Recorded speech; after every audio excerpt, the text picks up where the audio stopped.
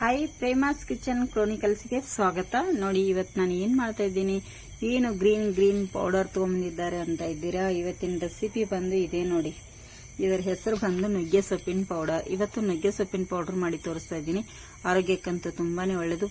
ನುಗ್ಗೆ ಸೊಪ್ಪು ಯಾವಾಗ ಬೇಕಾದಾಗ ಗದ್ದೆಯಲ್ಲಿ ಸಿಗುತ್ತೆ, ಆದರೆ ಸಿಟಿಯಲ್ಲಿ ಸಿಗೋದು ಸ್ವಲ್ಪ ಕಮ್ಮಿನೇ. ನಾವು ಈ ತರ ಪೌಡರ್ ಮಾಡಿ ಇಟ್ಕೊಂಡ್ರೆ ತುಂಬಾ ದಿನ ಬರುತ್ತೆ, ನಮಗೆ ಡೈಲಿ ಯೂಸ್ ಮಾಡ್ಕೋಬಹುದು ಸ್ನೇಹಿತರೆ. ಇದು ಹೇಗೆ ಮಾಡೋದು ಅಂತ ಹೇಳಿ ನೋಡೋಣ ಬನ್ನಿ. ಇಲ್ಲಿ ನೋಡಿ, ನಾನು ನುಗ್ಗೆ ಸೊಪ್ಪನ್ನ ತಗೊಂಡಿದ್ದೆ. ಇದನ್ನೆಲ್ಲ ಗೆಲ್ಲಿಂದ ಬಿಡಿಸ್ಕೊಂಡು ಒಂದು ಬಕೆಟ್ಗೆ ಹಾಕಿ ತೊಳೆದು ಕಾಟನ್ ಬಟ್ಟೆಯಿಂದ ಒರೆಸಿ ಇದನ್ನ ಒಂದೇ ಬಿಸಿಲು ತುಂಬ ಇದ್ರೆ ಒಂದೇ ದಿನದಲ್ಲಿ ಒಣಗುತ್ತೆ. ಬಿಸಿಲು ಇಲ್ಲ ಅಂದ್ರೆ 2 ದಿನ ಆದ್ರೂ ಬೇಕು. ಅಂದ್ರೆ ತುಂಬಾ ಬಿಸಿಲಿದ್ರೆ ಒಂದೇ ದಿನದಲ್ಲಿ ಒಣಗುತ್ತೆ. ಇದು ಗರಿ ಆಗಬೇಕು, ಮಿಕ್ಸಿಗೆ ಹಾಕಿದ್ರೆ ಪೌಡರ್ ಆಗಬೇಕು, ತುಂಬಾ ಚೆನ್ನಾಗಿರುತ್ತೆ. ಇದನ್ನ 2 ದಿನ ನಾನೀಗ ಬಿಸಿಲಿಗಿಟ್ಟು ಒಣಗಿಸಿ ನಿಮಗೆ ತೋರಿಸ್ತೇನೆ. ಅಂದ್ರೆ ಆರೋಗ್ಯಕ್ಕಂತೂ ತುಂಬಾನೇ ಒಳ್ಳೇದು ಇದರದ್ದು. ಇದನ್ನ ಈಗ ಒಣಗಿಸಿದ ಮೇಲೆ ತೋರಿಸ್ತೇನೆ ಬನ್ನಿ ನಿಮಗೆ ಯಾವ ತರ ಆಗುತ್ತೆ ಅಂತ ಹೇಳಿ. ಕೈಯಲ್ಲಿ ಮುಟ್ಟಿದ್ರೆ ಗರಿ ಆಗ್ಬೋದು, ಆ ತರ ನೀವು ಒಣಗಿಸ್ಬೇಕಾಗತ್ತೆ. ನೋಡಿ, ಇಲ್ಲಿ ನುಗ್ಗೆ ಸೊಪ್ಪನ್ನ ತಗೊಂಡಿದ್ದೇನಲ್ಲ, ಇದು ನುಗ್ಗೆ ಸೊಪ್ಪು. ನುಗ್ಗೆ ಸೊಪ್ಪನ್ನ ನಾನು ಏನ್ ಮಾಡಿದ್ದೇನೆ ಅಂದ್ರೆ ಒಣಗಿಸಿದ್ದೇನೆ. ಸೊಪ್ಪನ್ನೆಲ್ಲ ಕ್ಲೀನ್ ಮಾಡಿ ಎತ್ತಿಟ್ಕೊಂಡು ಒಣಗಿಸಿದ್ದೇನೆ. ಇದನ್ನ ನಾವ್ ಏನ್ ಮಾಡ್ಬೇಕು ಅಂದ್ರೆ ಮೊದಲಿಗೆ ಒಂದು ಬಕೆಟ್ ನೀರಲ್ಲಿ ಹಾಕಿ ತೊಳಿಬೇಕು. ತೊಳೆದು ಇದ್ರ ಕಡ್ಡಿ ಎಲ್ಲ ಈ ತರ ಸಣ್ಣ ಕಡ್ಡಿ ಇದ್ರೆ ಪರವಾಗಿಲ್ಲ, ದೊಡ್ಡ ಕಡ್ಡಿ ಎಲ್ಲ ತೆಗಿಬೇಕು. ಹಾಗಾಗಿ ಕೆಳಗಡೆ ಒಂದು ಬಟ್ಟೆ ಹಾಸಿ ಅದರ ಮೇಲೆ ಇದನ್ನ ಸೊಪ್ಪನ್ನು ಬಿಡಿಸಿ ಹಾಕಿ ಮತ್ತೆ ಅದರ ಮೇಲೆ ಒಂದು ಬಟ್ಟೆ ಹಾಕಿ ಒಣಗಿಸಿ ಇದನ್ನ ಎತ್ತಿ ಇಟ್ಟಿದ್ದೇನೆ. ನಾನೀಗ ಕ್ಲೀನ್ ಆಗಿರ್ಬೇಕಲ್ಲ, ಅದಕ್ಕೋಸ್ಕರ ಇದನ್ನ ತೊಳಿಬೇಕು. ನಾವು ಮೊದಲಿಗೆ ತೊಳೆದೆಲ್ಲ ಎತ್ತಿ ಇಟ್ಟಿದ್ದೇನೆ. ಈಗ ಇದನ್ನ 2 ರಿಂದ 3 ದಿನ ನೀಟಾಗಿ ಒಣಗಿಸಿದ್ದೇನೆ. ನೋಡಿ, ನಿಮ್ಗೆ ಕಾಣ್ತಿರ್ಬೋದು. ಈಗ ಇದನ್ನ ನಾನು ಪುಡಿ ಮಾಡ್ಕೊತೇನೆ. ಎಷ್ಟು ಪುಡಿ ಆಗುತ್ತೋ ಅಷ್ಟನ್ನು ನಾನೀಗ ಇದನ್ನ ಎಲ್ಲ ಪುಡಿ ಮಾಡ್ಕೊಂಡ್ಬಿಡ್ತೇನೆ. ನೋಡಿ, ಇಲ್ಲಿ ಮಿಕ್ಸಿ ಜಾರಿಗೆ ಹಾಕೊಳ್ತಾ ಇದ್ದೀನಿ. ಇದು ಎಷ್ಟು ಇದಾಗುತ್ತೋ ಎಲ್ಲ ಹಾಕಿ ನಾನೀಗ ನೈಸಾಗಿ ಪುಡಿ ಮಾಡ್ತೇನೆ. ನೋಡಿ, ಇಲ್ಲಿ ಪುಡಿ ಮಾಡಿದೆ. ಈಗೆಲ್ಲ ಎಷ್ಟೊಂದಿತ್ತು ನೋಡಿ, ಪೌಡರ್ ಇಷ್ಟೇ ಆಯಿತು.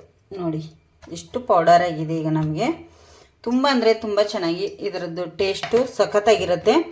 ಇದನ್ನು ನಿಮಗೆ ಹೇಗೆ ಕುಡಿಬೇಕು ಅನ್ನೋದನ್ನು ತಿಳಿಸ್ತೇನೆ ಈಗ. ನೋಡಿ, ಇಲ್ಲಿ ನಾನು 1 ಗ್ಲಾಸ್ ನೀರು ತೊಗೊಂಡಿದ್ದೇನೆ. ಇದು ನೀರು ಬಂದು ಕಾಯಿಸಿ ಆರಿಸಿರುವಂಥ ನೀರು. ನೀವು ತಣ್ಣೀರಿಗೆ ಡೈರೆಕ್ಟ್ ಕುಡಿಲಿಕ್ಕೆ ಹೋಗಬೇಡಿ. ಕಾಯಿಸಿ ಆರಿಸಿ ಸ್ವಲ್ಪ ಉಗುರು ಬೆಚ್ಚಗಿರುತ್ತಲ್ಲ, 1 ಗ್ಲಾಸ್ ನೀರಿಗೆ 1 ಟೇಬಲ್ ಸ್ಪೂನ್ ಅಷ್ಟು ಹಾಕ್ಕೊಳ್ಳಿ. ನೋಡಿ, ಇದನ್ನು ಶುಗರ್ದವ್ರು ಕುಡಿತೀನಿ ಅಂದರೆ ಸ್ವಲ್ಪ ಸ್ವಲ್ಪ ಉಪ್ಪನ್ನು ಹಾಕ್ಕೊಳ್ಳಿ. ಯಾಕಂದರೆ ಇದು ಒಗರಾಗಿರುತ್ತೆ ನಮಗೆ, ಅದಕ್ಕಾಗಿ ಹೇಳ್ತಾ ಇದ್ದೀನಿ. ನೀವು ಶುಗರ್ದವ್ರು ಕುಡಿಯಲ್ಲ ಅನ್ನೋದಾದರೆ ಸ್ವಲ್ಪ ಹಣಿನ ಹಾಕ್ಕೊಳ್ಳಿ, ಜೇನುತುಪ್ಪ. ನೋಡಿ, ಈ ಥರ ಜೇನುತುಪ್ಪನ ಹಾಕ್ಕೊಳ್ಳಿ, ತುಂಬ ಚೆನ್ನಾಗಿರುತ್ತೆ ಇದು. ಶುಗರ್ದವ್ರು ಕುಡಿಯೋದಾದರೆ ಉಪ್ಪು ಮತ್ತು ಪೌಡ್ರ್ ಮಾತ್ರ ಹಾಕ್ಕೊಳ್ಳಿ ನುಗ್ಗೆ ಸೊಪ್ಪಿಂದು. ಇದನ್ನು ಕಲಿಸಿದ ತಕ್ಷಣ ಕುಡಿಲಿಕ್ಕೆ ಹೋಗಬೇಡಿ, ಯಾಕಂದರೆ ಸೊಪ್ಪಿದು ನೆನೆದಿರೋದಿಲ್ಲ.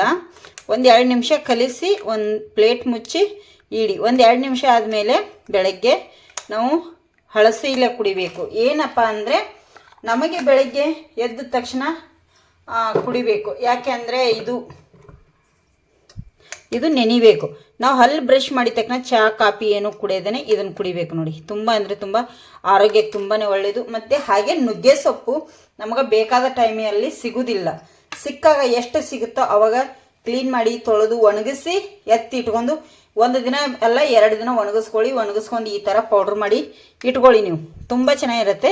ಇನ್ನೊಂದು ಏನು ಗೊತ್ತಾ, ನೀವು ಆದಷ್ಟು ಇದನ್ನು ಗ್ಲಾಸ್ ಡಬ್ಬದಲ್ಲಿ ಹಾಕಿಟ್ಕೊಳ್ಳಿ. ಪ್ಲಾಸ್ಟಿಕ್ ಡಬ್ಬದಲ್ಲಿ ಹಾಕ್ಲಿಕ್ಕೆ ಹೋಗಬೇಡಿ, ಗ್ಲಾಸ್ ಡಬ್ಬದಲ್ಲಿ ಹಾಕಿಟ್ಕೊಳ್ಳಿ.